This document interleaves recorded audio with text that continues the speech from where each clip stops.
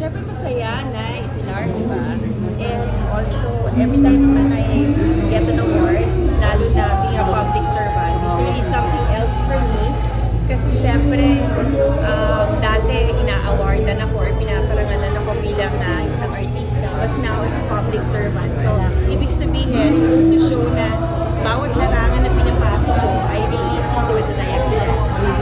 So is this the first time you will accept award from the Journey? Yes, kaya thank you, Richard. Thank you so So how does it feel?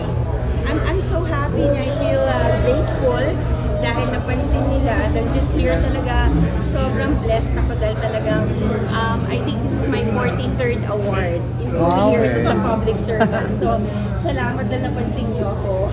Thank you. Sir, why? She's so credible as a public servant and as an actress. Actually, she's one of my idols aside from Vilma Santos. Silang dalawa.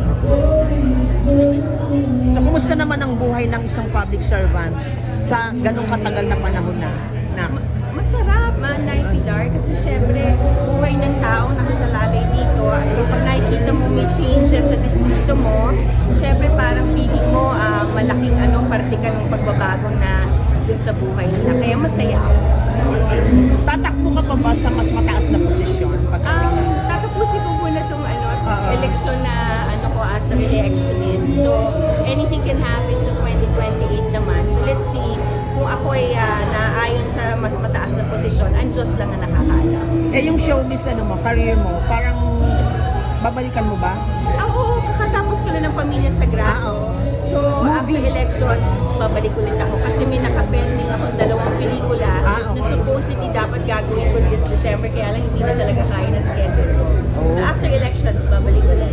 Nola, congratulations for such a fantastic event. And maraming salamat po sa pagbibigay ng parangal po para sa akin. Alam niyo po, sa bawat parangal na nakukuha ko, mapa-showbiz man o mapa-public service, I make sure na I excel. Kasi po may tiwala at suporta na binibigay po ang tao sa akin.